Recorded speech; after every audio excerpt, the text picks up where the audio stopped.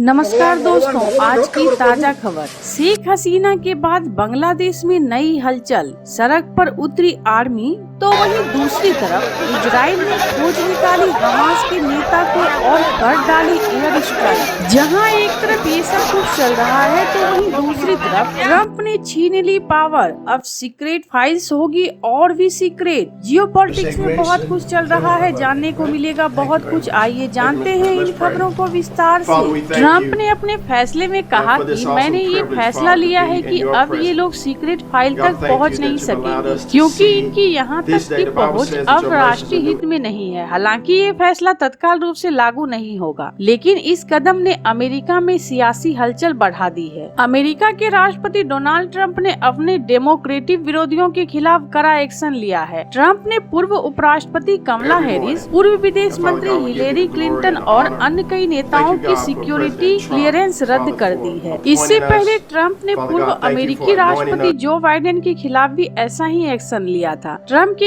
इस फैसले के बाद अब कमला हैरिस और क्लिंटन अमेरिकी सरकार से जुड़े सीक्रेट फाइलों को नहीं देख पाएंगे। ऐसा करके ट्रंप ने चली आ रही परंपरा को तोड़ दिया है। दरअसल ट्रंप का ये कदम इसलिए चर्चा में है क्योंकि पूर्व अमेरिकी राष्ट्रपतियों को पारंपरिक रूप से खुफिया ब्रीफिंग मिलती रही, ताकि वे मौजूदा राष्ट्रपतियों को राष्ट्रीय सुरक्षा और विदेश नीति पर सलाह दे सके। हालांकि बाइडेन ने भी ट्रंप के लिए 2021 में इसी तरह की पाबंदी लागू की थी। डोनाल्ड ट्रंप आने के बाद से कई काम कर रहे हैं, जिनमें से एक है कई गोपनीय दस्तावेज को सार्वजनिक करना। ट्रंप प्रशासन ने हाल में राष्ट्रपति जॉन एफ कैनेडी की साल 1963 में हुई हत्या से जुड़ी फाइल्स जारी की। इसके अलावा वियतनाम से जुड़े पेंटागन पेपर भी ट्रंप पहले कार्यकाल में ही डिक्लासिफाई कर चुके, ताकि जनता को कई बातें पता लग सके। तो वहीं दूसरी तरफ इजराइल ने एक बार फिर गाजा में एयर स्ट्राइक की है। रविवार को एक अस्पताल पर की गई इस एयर स्ट्राइक में हमास का एक नेता, फिलिस्तीनी डॉक्टर समेत 5 लोगों की मौत हो गई। इस हमले को लेकर इजराइल ने कहा कि उसने आतंकवादी समूह के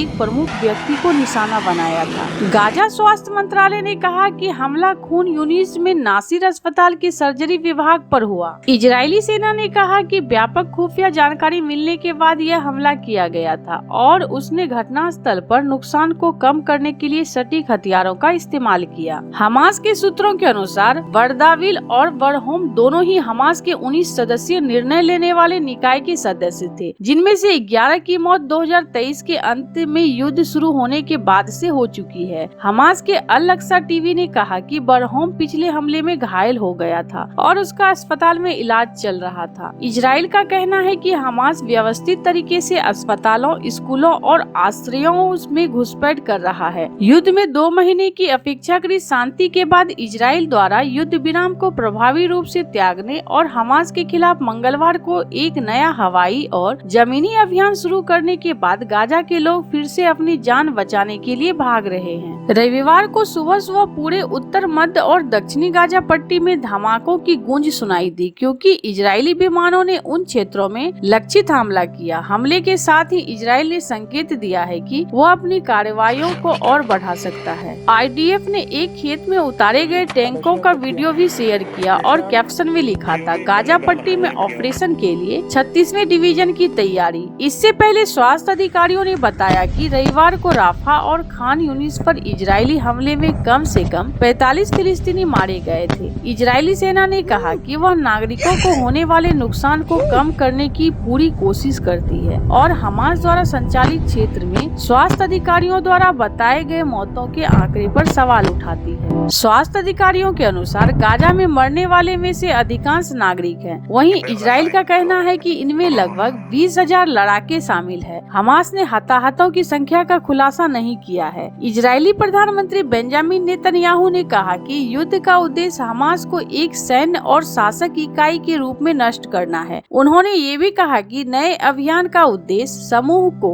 शेष बंधकों को छोड़ने के लिए मजबूर करना है। अमेरिकी विदेश मंत्री मार्को रूबियो ने नेतन्याहू की बात की और इजराइल के लिए अमेरिकी समर्थन पर जोर दिया। जहां एक तरफ ये सब कुछ चल रहा है तो वहीं दूसरी तरफ बांग्लादेश की राजधानी ढाका में इन दिनों स्थिति तनावपूर्ण है, जहां सेना की गश्त बढ़ाई गई है। इस कदम में देश में पहले से चल रहे राजनीतिक अस्थिरता में इजाफा हुआ है। नई गठित नेशनल सिटीजन पार्टी ने इन हालतों के लिए सीधे तौर पर सेना को जिम्मेदार ठहराया है, ये आरोप लगाते हुए कि सेना राजनीतिक में हस्तक्षेप कर रही है। हाल के महीने में एनसीपी के प्रमुख नेता को मोहम्मद यूनुस से समर्थन मिला था, हालांकि वे ही नेता पर राजनीतिक हस्तक्षेप का आरोप लगा रहे हैं। एनसीपी के प्रमुख नेता हसनात अब्दुल्ला ने एक प्रेस कॉन्फ्रेंस में कहा कि सेना का प्रस्ताव, जिसमें आवामी लीग को आगामी चुनाव में हिस्सा लेने की अनुमति दी गई है, दरअसल राजनीतिक हस्तक्षेप का एक उदाहरण है। उन्होंने साफ तौर पर कहा कि उन्मुक्त बांग्लादेश में सैन्य हस्तक्षेप अस्वीकार होगा। विरोध रैलियों में एनसीपी समर्थन सेना प्रमुख जनरल वाकर उज जमान के खिलाफ नारे लगाते नजर आए। इन रैलियों में शेख हसीना और उनके समर्थकों को सजा दिलाने की मांग की जा रही है।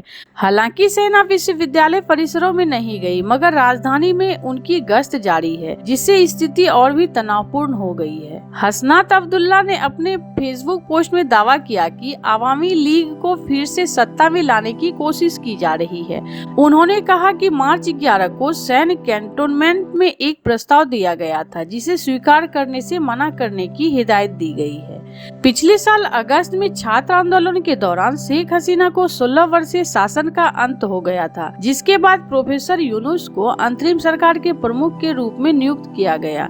यूनुस ने नई गठित एनसीपी में अपने 3 पूर्व एसएडी नेताओं को प्रमुख पदों पर नियुक्त भी किया था। इस दौरान राजनीतिक अस्थिरता से देश की चुनावी प्रक्रिया पर भी कई सवाल खड़े किए गए थे, जहां निष्पक्ष और स्वतंत्र चुनाव की मांग जोर पकड़ रही है। ऐसे आपको क्या लगता है इन सब मामलों में? आपकी क्या राय है? कमेंट कर जरूर बताएं। जल्द मिलते हैं अगले वीडियो में नई खबर के साथ।